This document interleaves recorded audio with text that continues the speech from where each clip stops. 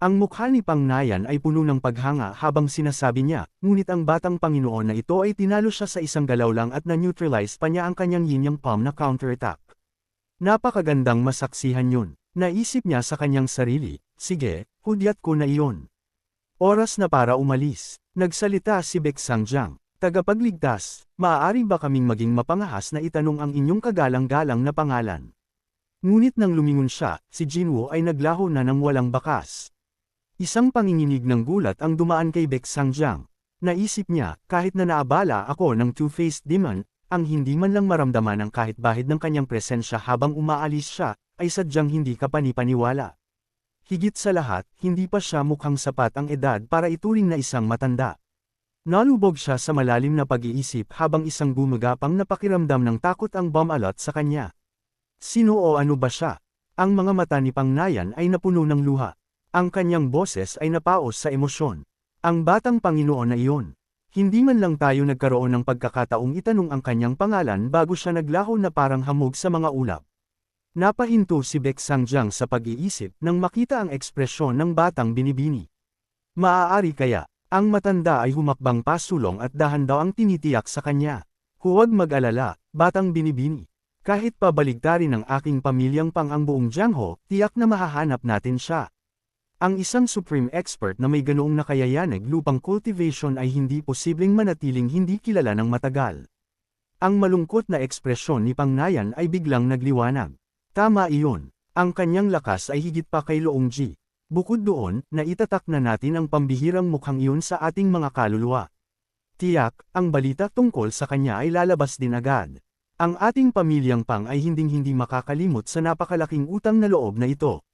Ilabas ang utos agad. Gagamitin natin ang lahat ng ating yaman para hanapin ang ating tagapagligtas. Nang sumapit ang gabi, ang anino ni Jinwoo ay kumislap sa kagubatan sa bundok habang bumubulong siya, ito na talaga ang lugar. Hindi nagbago ang lupain. Ang mga alaala mula sa kanyang nakaraang buhay ang gumagabay sa bawat hakbang niya. Dahan-daang hinawi ni Jinwoo ang isang makapal na palumpong, inilalantad ang isang bukas na espasyo. Ang gilid ng kanyang bibig ay kumerba, gaya ng inaakala ko. Hindi ako binaygo ng aking alaala. Bigla, isang mahinang sitsit ang umalangaw mula sa kadiliman, na nagtulak kay Jinwoo na magtanong, ano yun?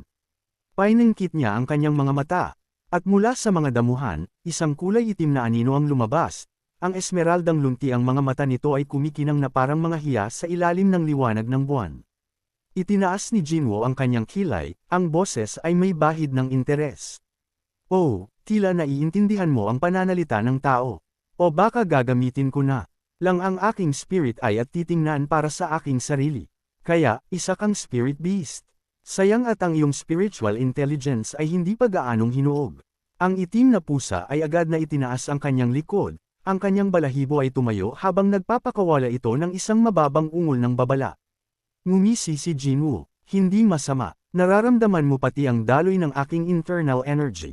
Maaari kitang bigyan ng mga bagay na mas higit pa sa 100 taong gulang na wild ginseng na ito. Dapat mong malaman, sa buong bundok tayo na ito, alam ko ang lokasyon ng bawat makalangit na kayamanan at makalupang artifact tulad ng likod ng aking kamay. Ang pagiging alerto ng itim na pusa ay dahan-daang naglaho. Mahinhin itong lumapit at dahan-daang dinilaan ang kanyang iniabot na kamay. Isang tahimik na kasunduan ang nabuo. Maingat na hinukay ni Jinwoo ang ugat ng ginseng, sinusuri ito. Isang 65 taong gulang na ugat. Ang spiritual energy ay hindi masama. Kasabay niyon, binali ni Jinwoo ang isang bahagi, at ang itim na pusa ay nakatanggap din ng maliit na piraso. Isang tao, isang hayop, ang nakaupo na magkaharap sa ilalim ng liwanag ng buwan, nagsisimulang sumipsip ng spiritual energy ng langit at lupa. Sa sandaling pumasok ang spirit herb sa kanyang tiyan, naisip niya, gaya ng inaasahan mula sa isang spiritual medicine, isang bug zone ng init ang kumakalat sa lahat ng aking ugat. Gamit ang cultivation experience mula sa aking nakaraang buhay, dapat kong maingat na gabayan ang purong daloy na ito ng spiritual energy at hayaan itong magtipon sa aking dantian. At pagkatapos, ang medicinal power mula sa 100 taong gulang na wild ginseng ay sasanib bilang isa sa true chi ng aking primordial heavenly thunder god art. Nakaupong naka-cross-leg si Jinwoo sa meditasyon. Ang aura sa paligid ng kanyang katawan ay nagsimulang magbago. Miyaw! Isang mahinang tunog ang umalangaw na humila kay Jinwoo pabalik sa realidad. Lumingon siya sa itim na pas ang nakakulot sa tabi niya at ngumiti ng bahagya. Narito ka sa buong gabi para bantayan ako. Salamat. Hanggang sa muli nating pagkikita, tinitiyak ko na babayaran ko ang utang na ito. Mag-ingat ka sa sarili mo. Halos hindi pa nakakalabas ang mga salita sa kanyang mga labi ng isang malambot at madilim na anyo ang sumayad sa kanyang binti. Tumingin pababa si Jinwoo, isang kislap ng pagkalito sa kanyang mga mata habang tinitingnan ng maliit na nilalang. Kaya, gusto mong sumunod sa akin? Tanong niya bilang tugon. Isang serye ng mapilit na mga miyaw ang sumagot, tunog na parang isang hindi mababaling sumpa. Isang ngisi ang naglaro sa mga labi ni Jinwoo. Sige, kung talagang persigido ka, hindi ako ang tipo na hawad lang sa iyo. Sige na nga, kailangan mo ng pangalan. Mula sa araw na ito, kikilalanan ka bilang Hako. At sa ganoong paraan, nagsimula ang isang bagong kabanata. Maliksi na tumalon si Haku sa kanyang balikat. At kasama niyon, ang mga figure ng isang tao at isang pusa, at nagsimula ang kanilang paglalakbay pauwi. Ang dalawa ay naglakbay bilang isa. Mabilis na tumakbo ng walang hirap sa ibabaw ng mga bubong na baldosa, na nagtulak kay Jinwoo na magsalita na rin sa wakas. Mas gusto mo talaga dyan sa itaas, ha? Isang matalas na miyaw lang ang naging sagot na kailangan niya, na nagdulot ng isang bahagyang ngiti mula kay Jinwoo. Hindi ko matiyak kung hanggang kailan ako mananatili sa lugar na ito. Pagmuni-muni niya, ang kanyang boses ay unti-unting nawawala, pero mananatili ako rito hanggang sa katapusan ng taon, kaya gawin mo ang gusto mo. Sa sandaling iyon, isang pamilyar na boses ang pumutol sa hangin. Nagmadaling lumapit si Young Master Jung Maong, ang kanyang boses ay puno ng paumanhin. Young Master, dapat ay inutusan ninyo ang nasasakupang ito na samahan kayo. Isang saglit pa, ang kanyang matandang yaya ay sumugod pa sulong, niyayakap si Jinwoo. Ang boses ay puno ng emosyon. Young Master, mahal kong bata, naging ligtas ba ang iyong paglalakbay? Tanong niya, ang boses ay nanginginig sa pag-aalala, habang si Jinwoo ay nagbigay lamang ng isang kalmadong tugon. Yaya, umaasa akong naging maayos ka. Si Yun, na ang ekspresyon ay seryoso gaya ng dati, ay humakbang pasulong ng natural, sumagot si Jinwoo ng maikli, isang misteryosong ngiti ang humahawak sa kanyang mga labi. Ang paglalakbay na ito ay naging lubos na mabunga. At ano iyan? Ang mga mata ni Yun ay biglang napatitig sa maliit na nilalang na nakadapo sa balikat ni Jinwoo. Diyos ko, saan galing ang maliit na kuting na ito? Sabi ng yaya ng may pag-usisa. Dahan-daang hinaplos ni Jinwoo ang ulo nito, idinedeklara, ito ang pinakabagong miyembro ng ating hanay. Mula sa araw na ito, ang pangalan niya ay Hako. Isang alaga, sir, nauutol na tanong ni Jung Maong. Ang kanyang tono ay puno ng kawalang paniniwala. Hindi. Ang pagtanggi ni Jinwoo ay mabilis at pinal. Hindi siya alaga, siya ang aking nasasakupan. Tumawa lang ang yaya doon, dahan-daang pinipitit ang pisngi ni Hako. Ang maliit na bagay na ito ay nasasakupan ng Young Master. Siya na ang pinaka-cute na bagay. Ngunit ang boses ni Jinwoo ay biglang bumagsak, naging seryoso.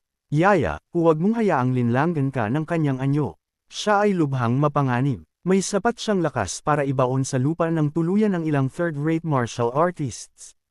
Sa sandaling magsalita siya, ang hangin ay naging parang yelo. Ang yaya ay natigilan, gulat, nauutol, mas mapanganib kaysa sa Young Master. Nagbibiro ka lang siguro, nagawa niyang tumawa ng mahina. Ngunit isang bagyo ang nagngangalit sa mga mata ni Jung Maong. Ganap siyang natalo, ang kanyang isip ay sumisigaw. Ang isang pusa ay kinikilala bilang nasasakupan samantalang ako ay hindi pa nakakamit ang karapatang iyon.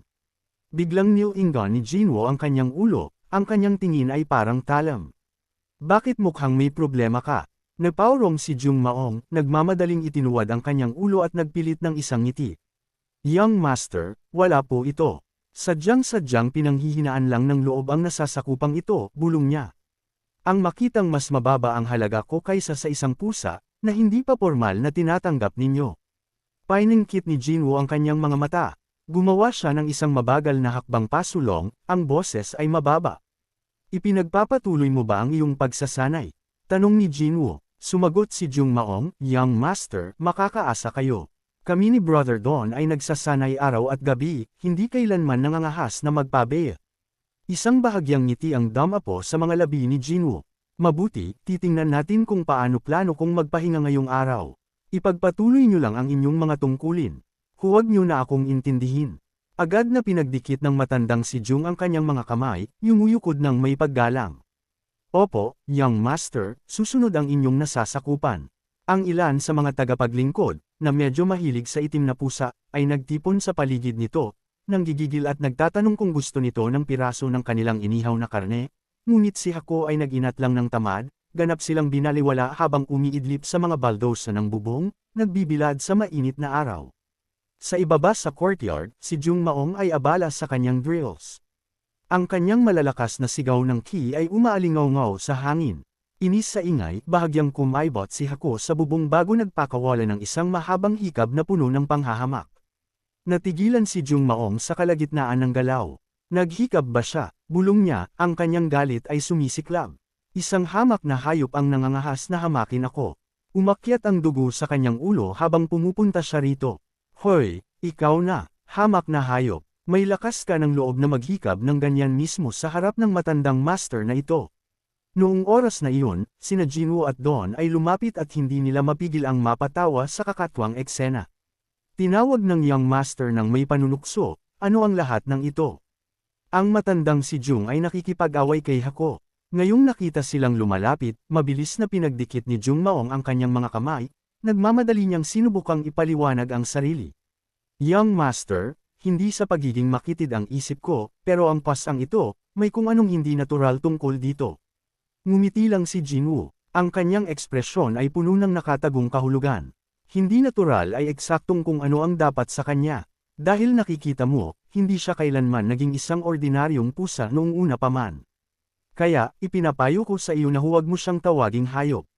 Kapag talaga siyang nagalit, natatakot ako na maging ikaw ay mapapasabak sa matinding hirap. Nag-aalinlangan pa rin si Jung Maong. Pero, young master, ang kawalan ng galang ng isang maliit na nilalang ay sadyang, bago pa niya matapos ang kanyang pangungusap, isang itim na anino ang dumaan ng mabilis. Smack! Isang perpektong pagkakalapat ng palad ang nag-iwan ng marka. Hinawakan ng matandang si Jung ang kanyang nagbabagang mukha. Ang kanyang ekspresyon ay isang maskara ng purong kalituhan. Sinusubukan pa ring ay proseso kung ano ang kapapatapos lang mangyari. Nagpakawala ng buntong hininga si Jinwoo. Binalaan kita, sabi niya ng kalmado. Patuloy mo siyang tawaging hayop at tiyak na magagalit siya. Nauutol na sabi ni Jung Maong. Pero paano nagawa ng isang hayop na makaintindi ng salita ng tao? Ang itim na pusa ay walang sinabi. Humakbang lang ito ng kaunti pabalik, ibinababa ang sentro ng balanse sa isang fighting stance. Painingkit ni Jinwoo ang kanyang mga mata. Mukhang nagdesisyon na siyang imulat ang iyong mga mata para sa iyo. Habang nagsasalita siya, sumugod si Hako pasulong, nagpapakawala ng isang serye ng hindi kapani-paniwalang kat-anji tanging fist techniques. Si Jung Maong ay nanigas sa kinatatayuan, ang kanyang mga mata ay nanlilisik habang ang kanyang panga ay tila babagsak na sa lupa. Naibulalas niya, mga santos sa langit, ano? Ano ang kalokohang ito? Paanong ang isang pusa ay nakakagawa ng ganoong kalalim at komplikadong martial arts? Pinagkuros ni Jinwoo ang kanyang mga braso. Ang kanyang boses ay puno ng pagmamalaki dahil si Hako ay isang spirit beast. Nakakagulat ba talaga iyon? Si Dawn, na kanina patahimik na nagmamasid, ay nagsalita na rin sa wakas. Young master, kahit para sa isang spirit beast, naging malalim ang tingin ni Jinwoo habang isinesenyas sa kanilang dalawa. Kung ano ang nangyari rito ngayon ay mananatili sa atin. Huwag na huwag itong lalabas. Tumingin siya sa pangunahing gate, ang kanyang boses ay bumaba. Higit na mahalaga, ihanda ang inyong mga sarili. Mukhang magkakaroon tayo ng bisita. Ang dalawang lalaki ay tumayo ng maayos, ang kanilang mga boses ay umaalingaw ng sabay. Mayroon tayong bisita. Isang nag-iisang figure ang humakbang sa courtyard, ang kanyang lakad ay matatag at ang kanyang presensya ay naghahari sa paligid. Ang lalaki ay agad na itinuwad ang kanyang ulo, ang kanyang boses ay may bahid ng paggalang. Young master, napakatagal na rin. Ipinapatawag kayo ng patriarch.